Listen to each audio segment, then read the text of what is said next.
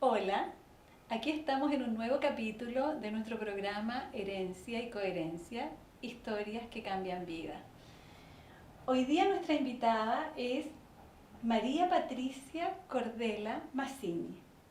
Ella es médico, psiquiatra, es psicoterapeuta y magíster en psicoanálisis.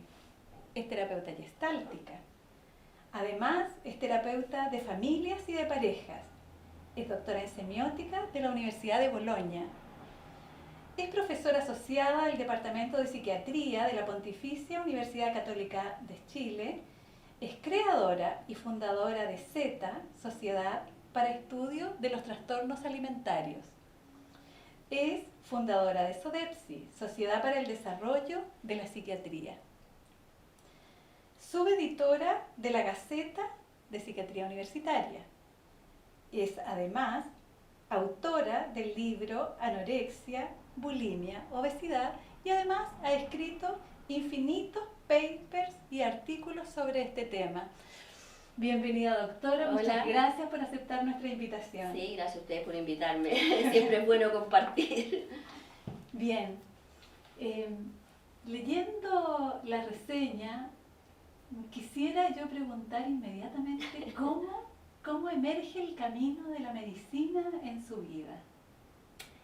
Bueno, hay dos ideas, ¿no? Uno es el camino de la medicina y otro tal vez el camino de la psiquiatría y todo lo que en humanismo eso conlleva. Exactamente. ¿No? Yo creo que primero apareció el humanismo y después aparece la medicina. ¿No? No sé cuál quieres que te diga primero. El humanismo. El humanismo, votamos por ese. Bueno, lo que pasa es que yo estudio en un colegio, que es la Escuela Italiana, y tuve muchísima suerte de tener profesores italianos durante todos los primeros años, digamos hasta los 12 años de mi vida, italianos.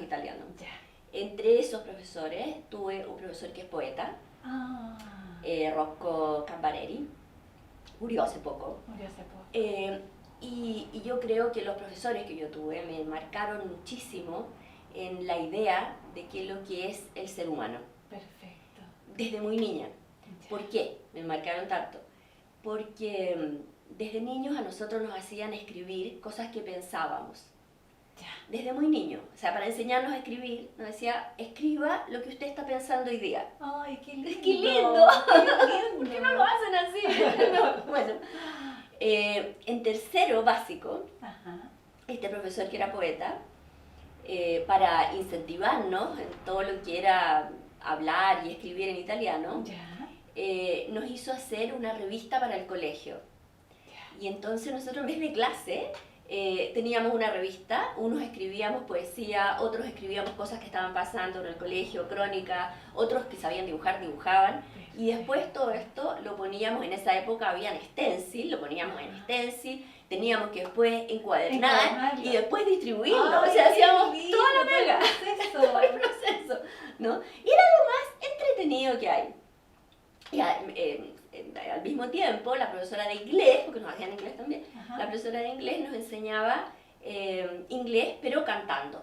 ¿No? Entonces nos enseñaban canciones en inglés y a propósito de las canciones nosotros aprendíamos el idioma. Es como aprender sin darse cuenta. Sin darse cuenta y muy entretenido. Jugando, todo el rato.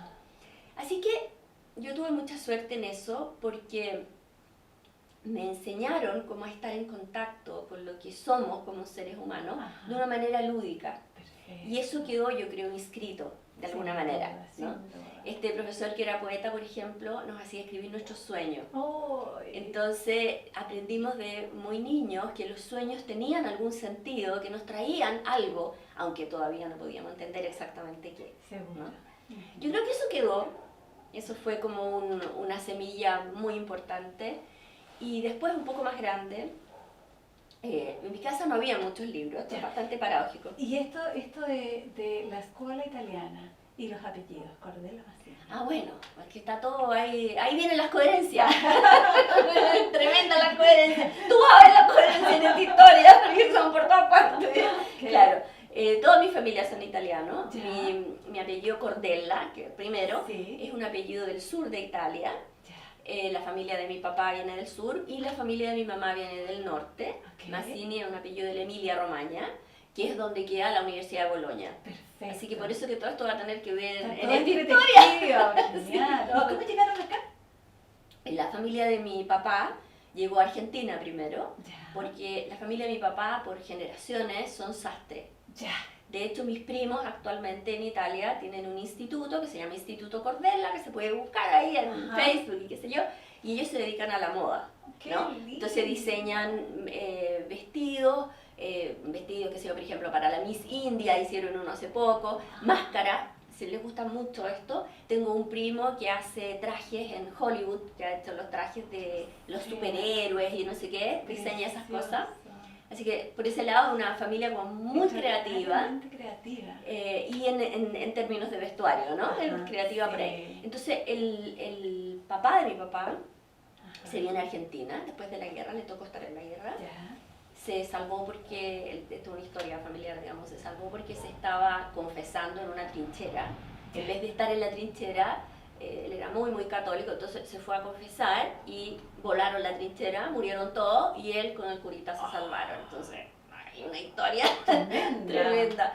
Y bueno, desde ahí se emigra a América, que era el minuto, ¿cierto?, donde estaba todo esto en el ideario social italiano, como hay que ir a América, sin hacer una distinción entre lo que era América del Norte y América del Sur. Todo era América, ¿no?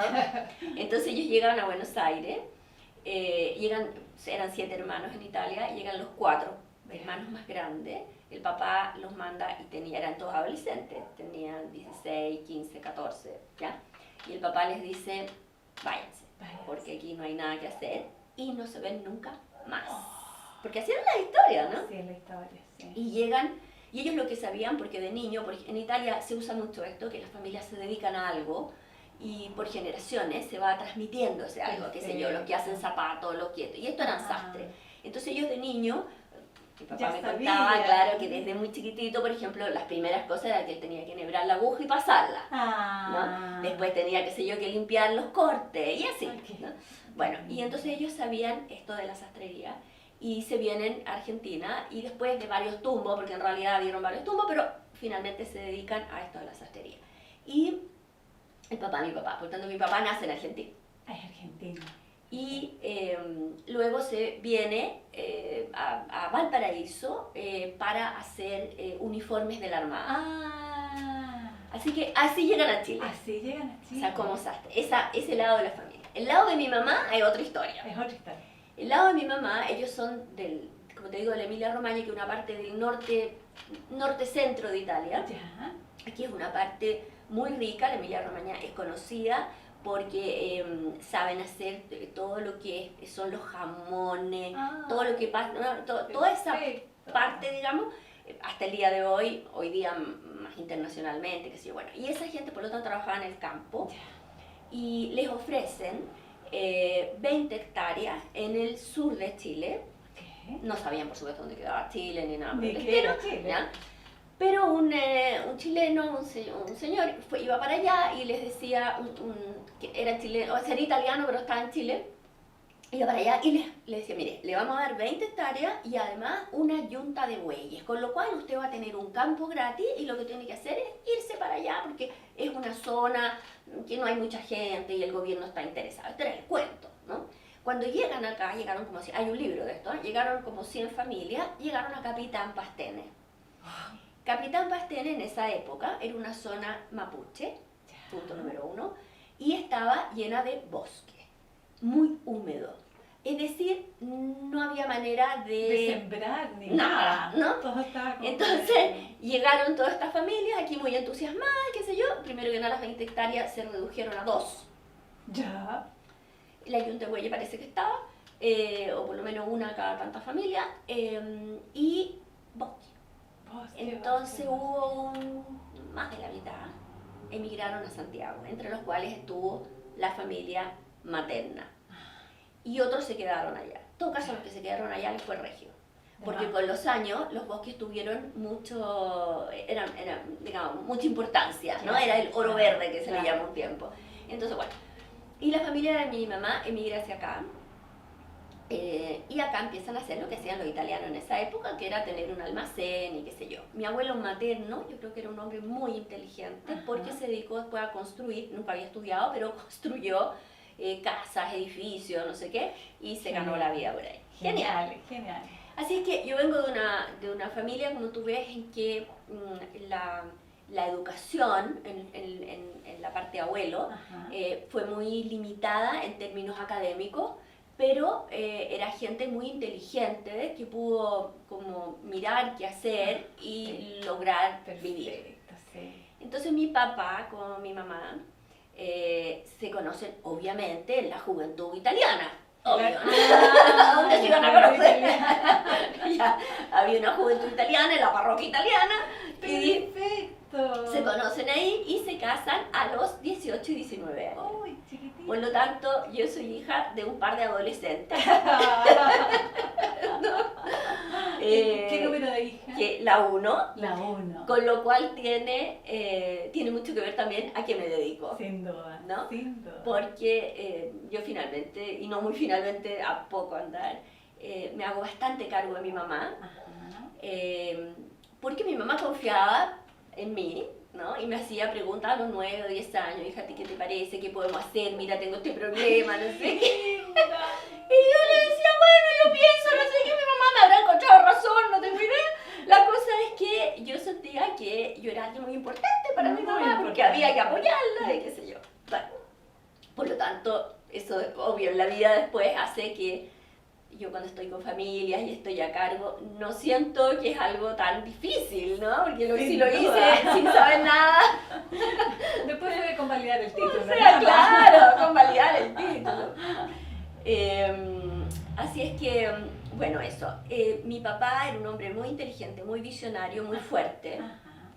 Por supuesto, en una época donde había mucho patriarcado, así que mi papá apostaba por mi hermano, que es el segundo, mujer, hombre, mujer.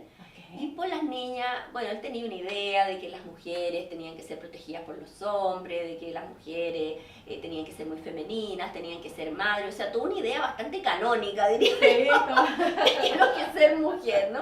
Le salió el tiro por la culata, porque las dos mujeres le salieron, o sea, pero nada, que las dos son muy fuertes. Tengo mi hermana que vive en Australia, muy fuerte, muy académica, muy estudiosa. Muy estudiosa. Nada que ver con lo que mi papá pensaba que era una mujer, ¿no? Bueno, pero igual él fue un hombre muy inteligente, muy visionario, en cierto sentido. Él nos compraba libros, quería que leyéramos, nos hacía hacer cursos de inglés porque pensaba que en el futuro el que no sabía inglés no iba a poder estar en el mundo, cosa que tenía toda la razón. Sí. Nos decía que el mundo iba a ser plástico, que no iba a haber más billetes en el mundo, que también tenía razón. Y eso así como pero en la antigüedad. Muy en la antigüedad, digo, en los años 70 ya hablaba de estas cosas. Entonces, en eso fue muy, muy apoyador. Y entre los libros que compró mi papá, ya que viene otro nudo coherente, entre los libros, yo creo que porque en esa época se usaba que pasaran vendedores, qué sé yo, y vendían libros, gente que vendía libros, ¿no es cierto? Pasaba, señora, quiere el libro y ya. Entonces yo creo que debe haber llegado un vendedor y lo chamulló un día, lo pilló volando bajo, no sé, y le vendió las obras completas de Freud. ¿Qué sabía mi papá de Freud? Nada. Pero mi papá debe haber, porque mi papá todo esto se dedicó a los negocios, o sea, de Freud nada, ¿no? Ya. Entonces, mi papá debe haber ojeado por ahí y debe haber leído, me imagino yo, la palabra sexual. Lo cual debe haber hecho que tomó las obras y las guardó en su escritorio con llave. Con llave. Es como no muy accesible. No, nada, o sea, Freud no. No. Y como yo era una niña curiosa y me aburría mucho, porque no me gustaba mucho la tele, en esa época se miraba tele, no sé, bueno, entonces yo siempre andaba entre medio buscando cajones, mirando cosas, Explorando. Y un día encuentro, estaba abierto, Ya. el escritorio de mi papá estaba abierto, esto estaba, me acuerdo, abajo, eran 2 tomos, porque es de una edición que no es la que uno lee ahora, que es la Morro, sino que era la Ballester, que no es muy buena. Pero no es muy buena porque dicen que no está traducido exactamente igual, y es como una Biblia, con unas hojas delgaditas, doble columna, ya. Entonces yo tomo esto y ojeo el índice y decía por ahí el libro de los sueños. Ay. Y entonces yo voy para atrás y yo siempre he tenido tantos sueños. A ver, ¿qué hablarán de los sueños? Qué cosa más rara esto. Y empiezo a leer el libro de los sueños de Freud. Y a mí se me abrió el mundo. Yo tenía 14 años. Empiezo a leer esto y digo, pero este hombre sabe. Yo tampoco ni sabía quién era Freud, obviamente. Pero era pero como este hombre, una nueva dimensión. Una dimensión increíble. Pero este hombre sabe. Pero mira cómo entiende lo que son los sueños. Pensaba yo mientras leía esto, media apuradita que no fuera a encontrar, obviamente. Después lo cerraba, volvía otro día y leía otra vez. Bueno, esto quedó ahí. Yo, en mi familia nadie iba a hablar de Freud ni nada que se le pareciera. Quedó nomás ahí. ¿Y eso coexistía con la escuela cuando escribiendo los sueños? No, los sueños eran cuando yo tenía 8 años. 8 años. Antes, porque mi profe se fue. Okay. Pero después, en ese mismo colegio, ya en la enseñanza media, también tuve mucha suerte. Tuve profesores maravillosos. Mi profesor de literatura italiana y de historia italiana era un profesor de la universidad, el profesor Francesco Borghesi. Entonces era estricto y nos hacía leer una cantidad pero insólita de páginas y de interpretar y qué sé yo. Que yo después cuando llegué a la universidad, en el colegio uno alegaba, pero en la universidad yo iba a hablar así. Claro. ¿Por qué? Porque desde el colegio yo era capaz de leer mucho. Perfecto. Entonces, de leer cosas complejas, digamos. Entonces, estaba feliz. Sí.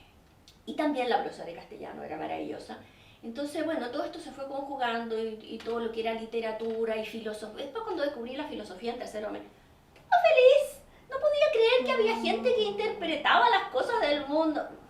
Entonces, todo el tema del humanismo, digamos, para mí era maravilloso. Sí. Maravilloso. Me abría, sentía que podía dialogar, que es lo mismo que me pasa hoy día, con gente que está pensando cosas más allá de las que uno ha podido pensar. Entonces te abren, maravilloso. La palabra abrir para mí es clave. La apertura. Sí, es clave. Y bueno, hasta ahí, fantástico. Y en tercero medio, hacemos aquí viene la medicina, hacemos un viaje. Mi papá decía que tenemos que conocer el sur de Chile, porque, qué sé yo, mi papá era como bien así, nos había llevado antes más chicos a Europa, pero todo bien, hay que ver esto. Bien planificado. Bien planificado. Y en la tarde había que hacer un resumen de todo lo que habíamos visto, con las características históricas, etcétera.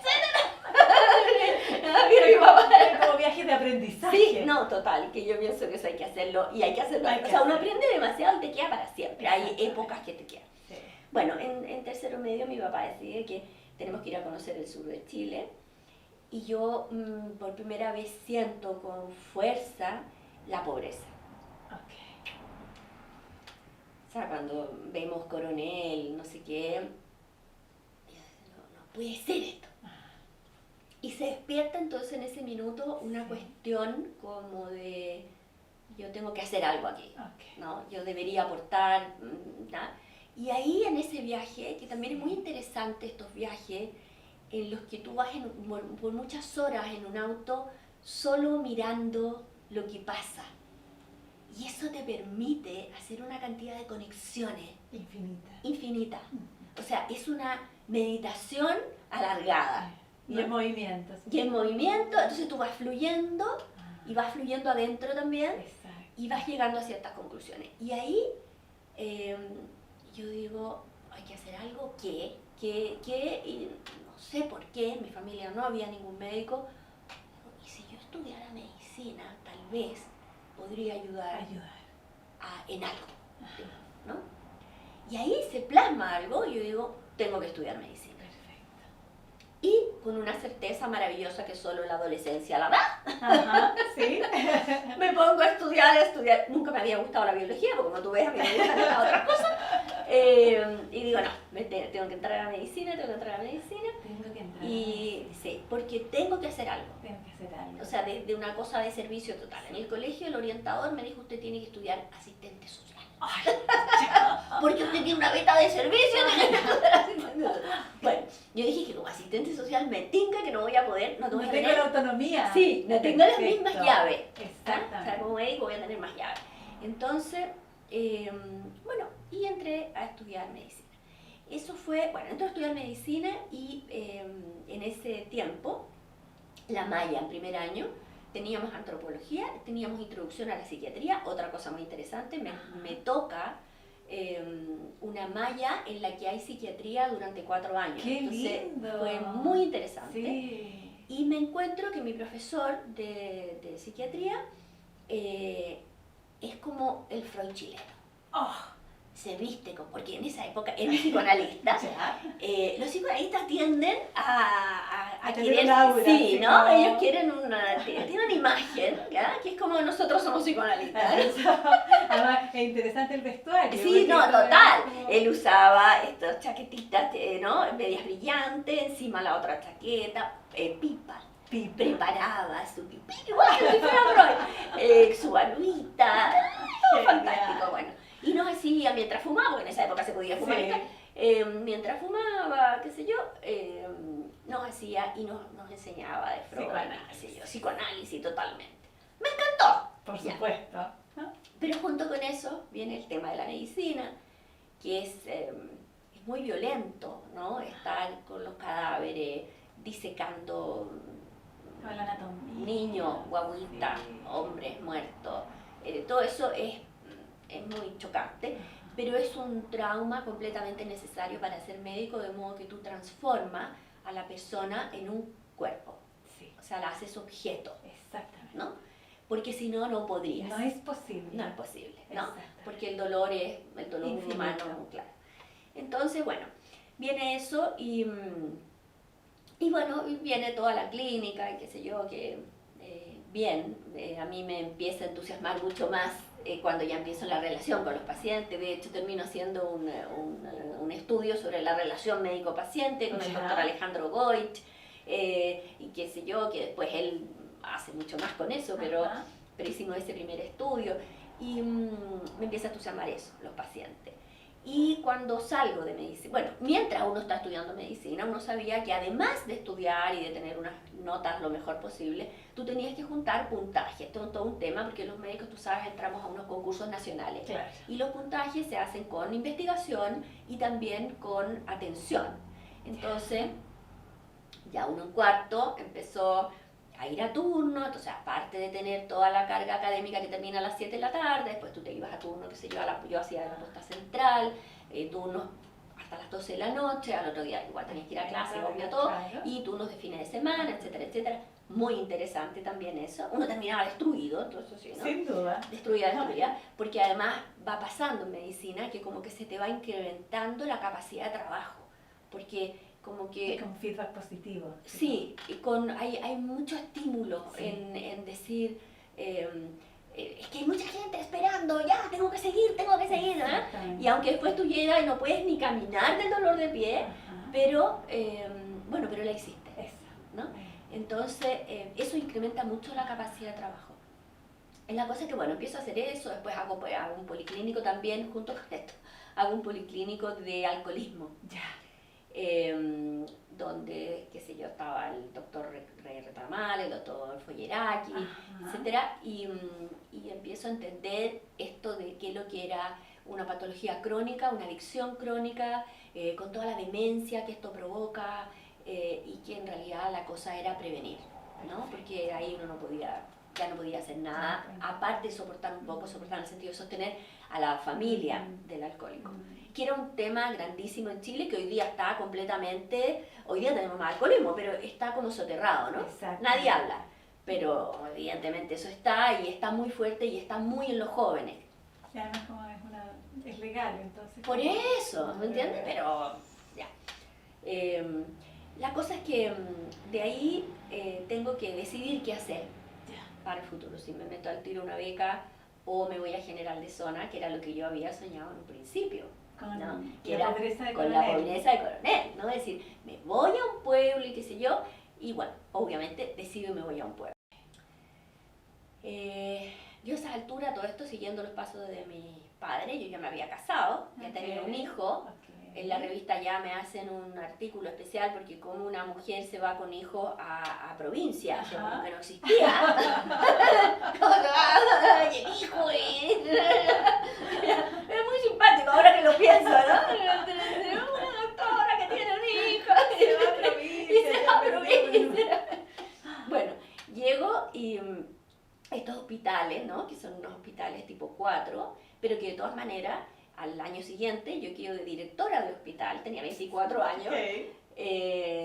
Y me hago cargo de todo lo que significa un hospital. Para mí tampoco eso era tan complicado, porque yo desde la adolescencia había estado en grupo scout. Perfecto. Entonces me había tocado liderar y qué sé yo, entonces yo sentía que esto era como un grupo scout. Como niña exploradora. Exacto. Ordenando y Grupo organizando. scout, aquí vamos organizando a la Sí, gente, qué sé yo. Y uno en esa época quedaba de directora de hospital y de directora de salud de la comuna donde tú estabas. Ya. Salud y educación, Okay. año por medio. Entonces te tocaba estar con los directores de colegio, de liceos, digamos. Y ahí inventé todo lo que se me ocurrió. La verdad es que todo lo que había soñado en ese viaje, yo creo que ocurrió. O sea, genial. concursos de cualquier cosa. Hicimos todo lo que se nos ocurrió. Fundaciones para ayudar a la gente. Mira, O sea, todo fue lo muy que... bonito. Ese fue el sueño de... Sí, ese fue el sueño adolescente que se cumplió ahí. Sí, Y yo estaba feliz. Hasta que Sí. un día mi mamá me dice, así como las perdía, me dice, hija, ¿tú qué estás pensando en tu vida? Y yo, aquí, ya, Ajá. mis 2 hijos habían nacido, o sea, uno había nacido antes y la otra nace ahí. 2 hijos. 2 hijos. No, yo creo que te estás perdiendo un poquito, me dijo. ¿Por qué no piensas en volver? Y yo como que, ¿verdad? ¿Verdad que había que volver? ¿Verdad que había que retornar? Que eran como becas de retorno, no, había que retornar. Bueno, y ahí de nuevo me enfrento y digo, Es el momento de volver. ¿y a qué vuelvo? Tengo que postular alguna beca, alguna especialidad. Y después de mucho dar vuelta, ¿no? Porque yo cuando estuve esos 5 años me tocó de todo. A mí me encantaba la obstetricia, todo esto, la neonatología, todo eso, ¿no? Que tiene que ver en el fondo con nacer. ¿no? Conocer. Bueno, tenía que decidir. Y yo creo que lo que primero decidió es que yo no quería, o sea, yo quería darle espacio a la familia y no quería, porque la obstetricia o la neonatología era 24 horas, 24 por 24/7. siempre. Ya, y finalmente dije, ok, psiquiatría. Psiquiatría. Y ahí entró a psiquiatría. En este retorno y comienzo de la psiquiatría, yo querría preguntarle ¿cuál es la relación que se establece o que usted establece con la locura? Bueno, cuando yo estaba estudiando en 5º año y me toca ir al hospital psiquiátrico, mi primera paciente era una esquizofrénica que tenía alucinaciones táctiles, sentía que la escupían. La escupía. Sí, sentía que la escupían. Y a mí me asustó mucho la locura. De hecho, ahí pensé, tal vez yo no pueda ser psiquiatra o no sé qué tanto me gustaría estar en contacto con esta locura. Con esta locura. Cuando fui general de zona no tuve mucho que hacer con locura. Recibíamos becados de psiquiatría y ellos veían, qué sé yo, veían depresiones, pero nunca me tocó esquizofrenia, locura propiamente tal. Psicosis, O sea, sí, en Florida. claro, como el DSM explica. Pero cuando entro a la beca, entendiendo que obviamente la psiquiatría no era igual a locura, Seguro. o a esa locura, Ajá. yo ya pasando de primero a 2º año, conozco en una reunión clínica a Adriana Schnake. Ya. Ella es una terapeuta gestáltica, muy conocida, trabaja en la Gestalt en Chile, no sé qué, y me acerco a ella y le digo, porque yo había estado con una tutora que hacía grupos de mujeres. Perfecto. Y como yo había sido scout y ahí hacíamos muchas cosas que tienen que ver como con conocerse a sí mismo y qué sé yo, también me calzaba muy bien y ella me había hablado de Adriana Schnake. Entonces yo le digo, oiga doctor, con una inocencia absoluta, le digo, doctora, ¿sabe que me gustaría estudiar con usted? Y ella me dice, sí, pero ahí yo la verdad, yo vivo en Chiloé y mis talleres son en Chiloé, si tú quieres anda.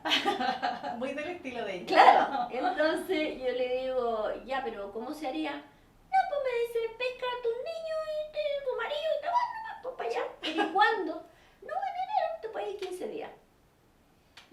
caballera de beca, dijimos, oye, ¿te tinca si vamos? Vamos. Llegamos y aquí viene el tema como importante para mí, y es que ella me muestra definitivamente otro mundo. Allá es otra apertura impresionante, porque allá habían solo terapeutas argentinas. Ella no quería nada con los chilenos. Ya. Después esto cambió, pero en principio no quería nada. Y ella entonces tenía terapeutas argentinas. Las terapeutas argentinas son otras cosas, ¿no? O sea, porque la relación que esa cultura tiene con la pasión, con el cuerpo, o sea, no tiene nada que ver. Nosotros somos como hijos de la Inquisición, ¿entiendes? Y ellos son hijos de la pasión, o sea, están al otro lado. Entonces yo ahí empiezo a darme cuenta que la dimensión de los seres humanos tiene una cantidad de capas, que tiene una cantidad de posibilidades, que la locura no es locura nomás, que la locura forma parte de los seres humanos, gracias a Dios. Que si no fuera por esos aspectos que son, comillas, locos, nosotros seríamos unos depresivos, que ya somos, digamos, en este país, pero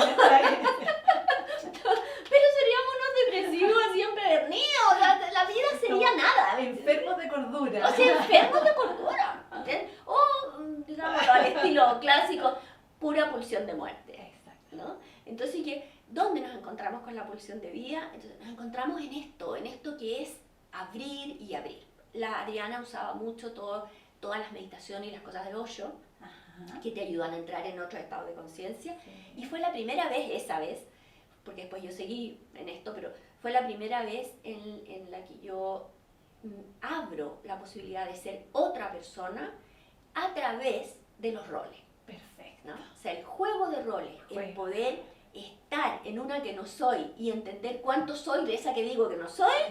Eso me abrió completamente la cabeza y me abrió la posibilidad de encontrarme con las personas. Y esta cosa que ha seguido, menos mal, porque si no creo que no me podría dedicar a esto, de siempre estar un poco curiosa y un poco encantada con el otro. Genial. Esta cuestión de quién es el otro y saber que todo otro es tan distinto, esencialmente tan parecido, pero tan distinto, ¿no? Entonces yo digo, yo me aburro con las películas, porque no alcanzan. No dan, ¿me entiendes? No dan. ¿Para qué vamos a decir las teleseries?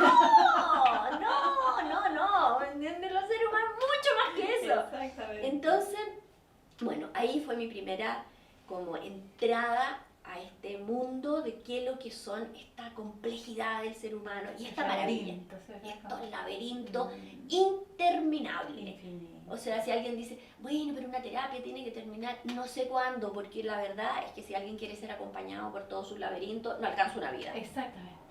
Genial. Así es que, bueno, ahí entro y ya la locura para mí no fue locura.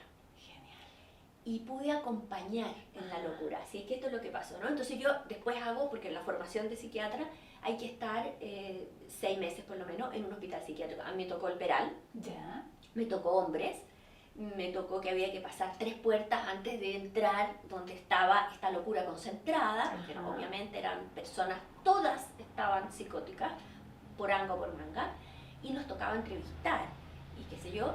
Y yo de ahí para adelante ya no tuve problemas con eso y pude entrar en ese mundo psicótico. Y encontrarle la coherencia. Genial. Con lo cual, el que estaba al frente se sentía muy acompañado. Y se transformaba en ser humano. Sí, pues. No, eso de partida. Sí, de partida. Pero es como que sentía que alguien podía estar con él, él o ella, en ese minuto eran él, en la locura. En la locura. Sin enloquecer. Exacto. Sin asustarse, sin angustiarse sobre todo. O sea, ahí está la cuestión. Así que se me abrió como estas locuras privadas que dice André Green, que todos tenemos. Y no, esa es mi relación actualmente, ¿no? a veces incluso pienso que le encuentro demasiada coherencia y debiera ser un poco más estricta. Un poco más de SM. Ay, un poco más de SM. No, esto es una psicosis, ya. ¿No? Pero le doy mucho espacio, ¿no? No me resulta para nada, porque como soy psiquiatra, pero soy psicoterapeuta, no me resulta esto decir esto es una psicosis, así que vamos a darle inmediatamente medicamento para que esto calme y no sé qué. No, digo, a ver, espérate, veamos hasta dónde, cuándo, cómo la integramos, ¿me entiendes? Sí. Porque si no es como zombie. Exactamente. No. Bien. Doctora, ¿y el miedo inicial a la psicosis? A propósito de la atención a esta chica que sentía como estas alucinaciones táctiles. Porque yo creo que yo no estaba en contacto con la mía.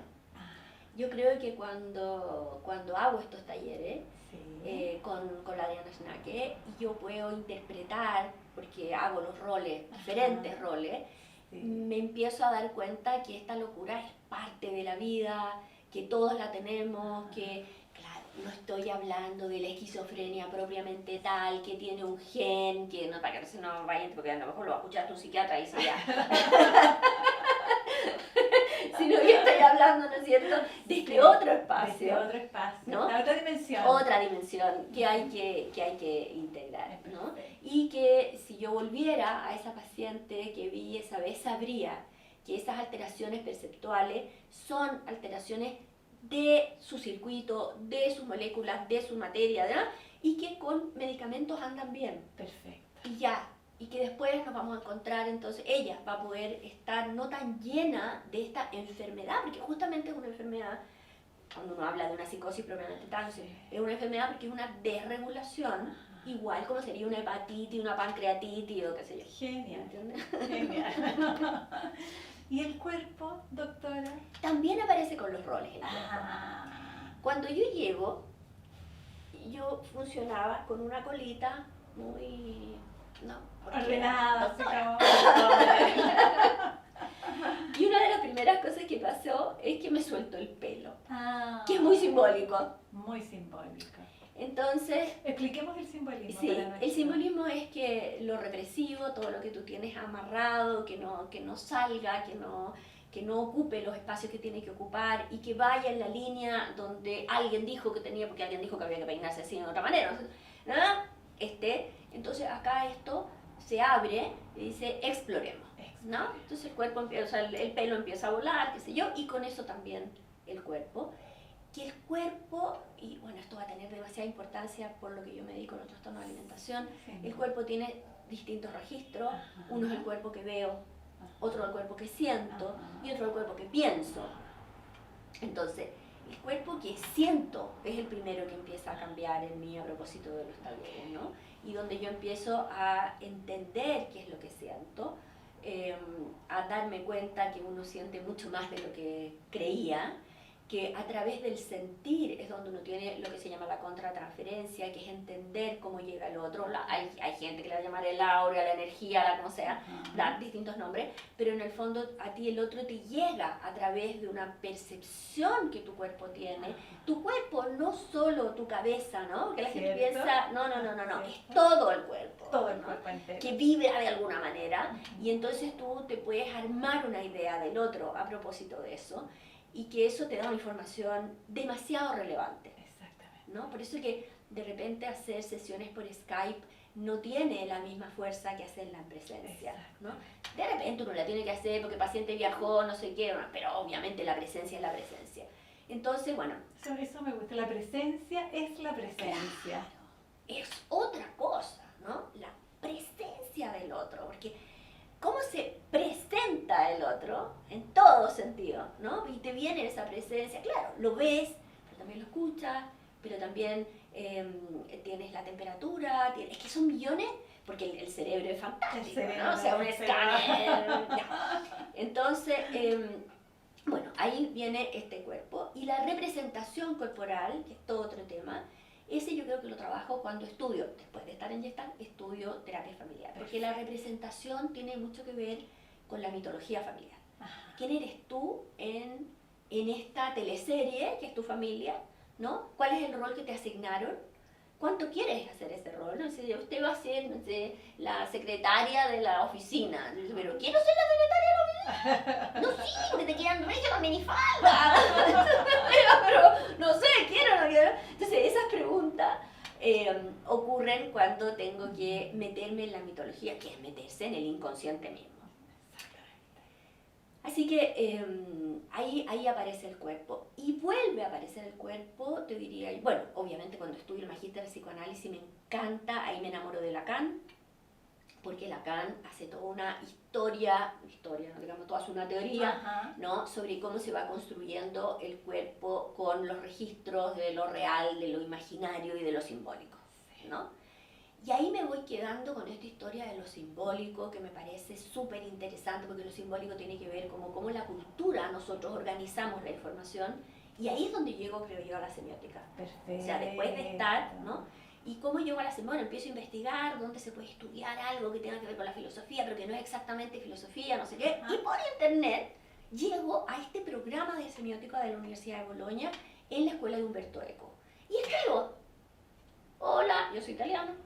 Hola, chan chan, me gustaría, no sé qué, y me contestan, sí, mira, hay un doctorado aquí, pero tienes una cantidad de cosas que traer, requisitos, no te digo, o sea, yo decía, solo cumplir con todo esto ya me debería dar el doctorado. No, es que eran millones de cosas que pedían, papelitos y papelorum, no, bueno, finalmente logro juntar todos los papelitos, miles. Que además había que traducirlo, bueno, etcétera, todos los papeleos que hay que hacer. Y finalmente aparezco allá, y también ese es otro giro en la vida. Otro giro. Porque el primer año bueno, la primera clase la hizo Umberto Eco. Ajá. La mitad del PowerPoint era en latín, ya, y la otra mitad en italiano. Ya. Y Umberto Eco, que si uno lee su libro se da cuenta, le encanta el latín, porque obviamente el latín es la raíz. Entonces él estaba en la raíz. Bueno, yo nunca más, obviamente, no voy a conocer probablemente a nadie de la talla de Umberto Eco, naturalmente, ¿no? Porque él era un hombre que tenía así un background, pero te puede morir. Tremendo. Entonces, bueno, nos hace una clase. En ese minuto él estaba metido con un tema que era el latritus canis. ¿Ya? Y yo le escuchaba latritus canis. ¿Qué está hablando? Primera clase yo. Ahí éramos 8. Latritus canis. Bueno, ¿qué es lo que quería decir? Él quería decir, o sea, después entiendo, ¿no? O sea, él estaba pero metido, no es que hablara, no, él realmente no. Cuando el perro ladra, ¿dice algo? Ya. ¿Y si dice qué? ¿Y si dice para qué?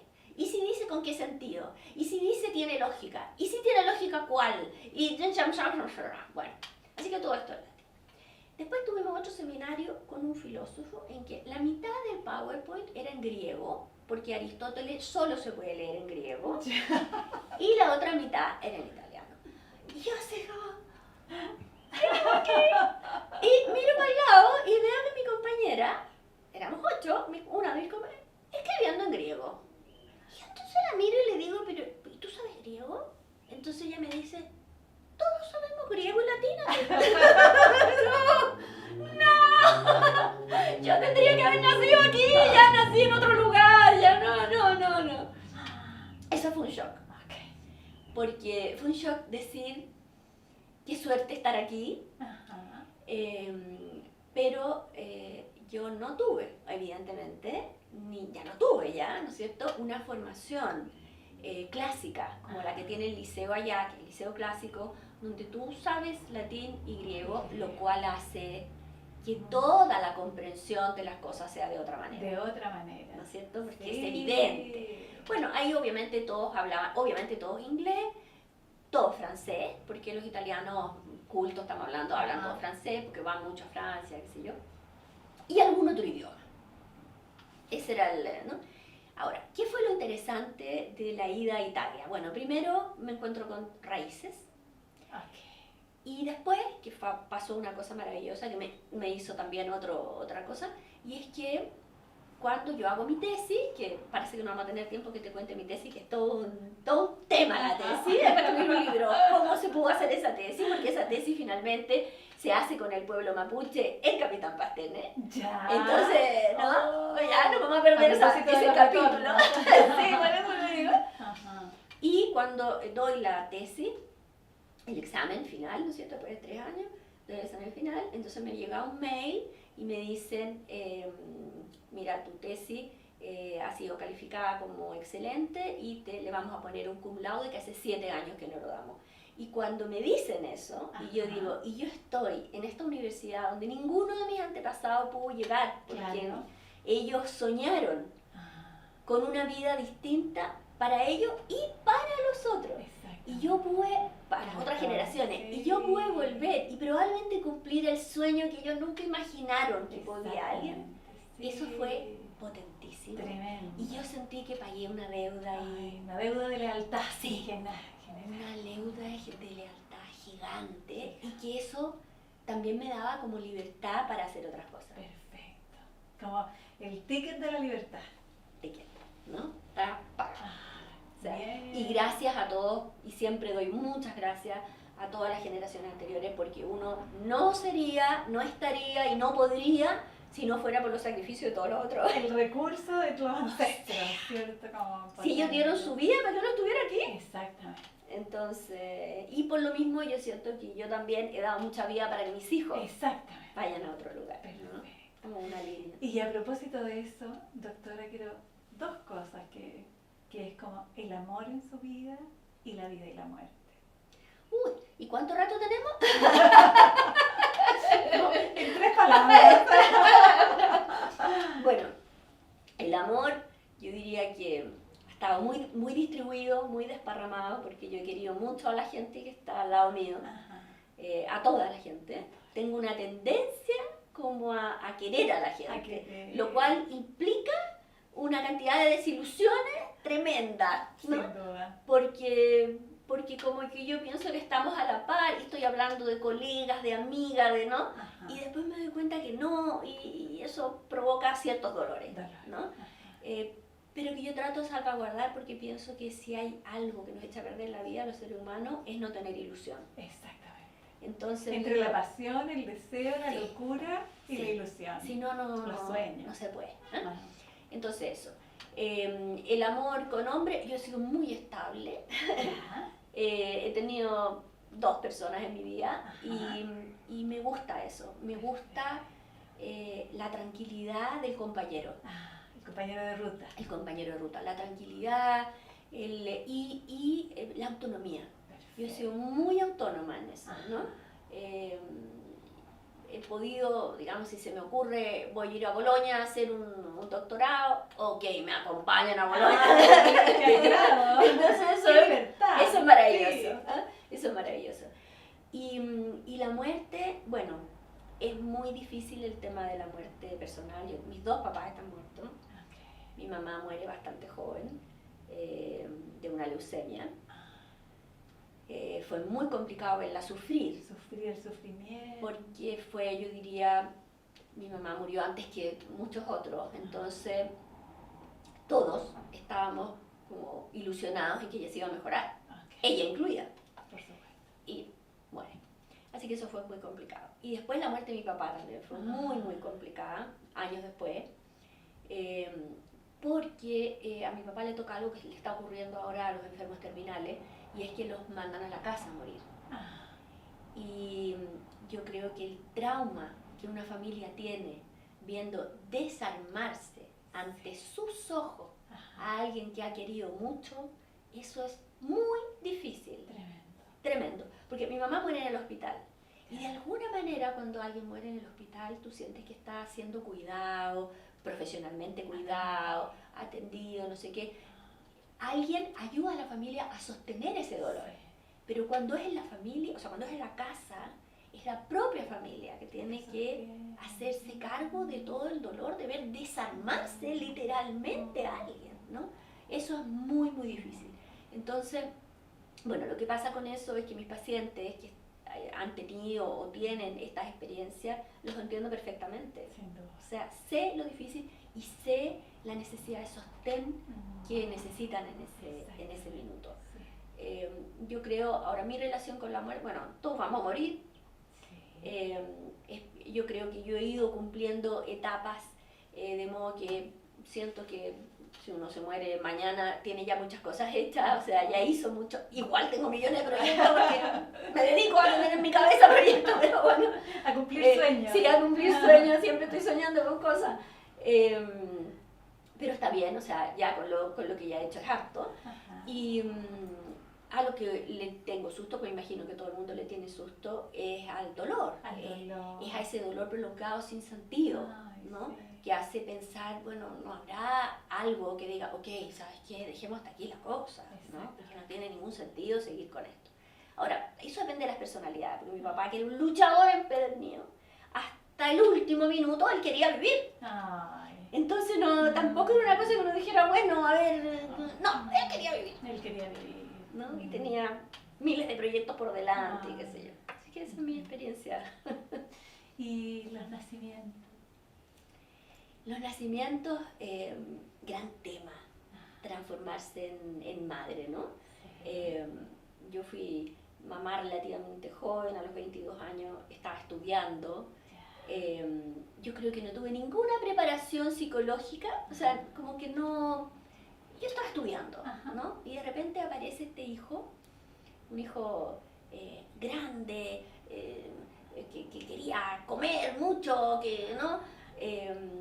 Y de repente sentir que estabas a cargo de una vida. De una vida, sí. Esa experiencia que yo creo que todas las mamás en su primer hijo la tienen, ¿no? Ajá. Que es como, ¿cómo me hago cargo ahora de esta vida? Exactamente. ¿No? Entonces fue una experiencia muy compleja en un principio, por eso, y preciosa en la medida que uno ya primer, segundo mes se tranquiliza, entiende qué es lo que es el hijo, qué sé yo. Fue una experiencia preciosa porque yo con este hijo me voy a provincia y tuve muchas horas con él. Y entonces le enseñé muchas cosas y lo disfruté muchísimo, en el sentido que nos entendíamos muy bien, teníamos un humor, no sé qué.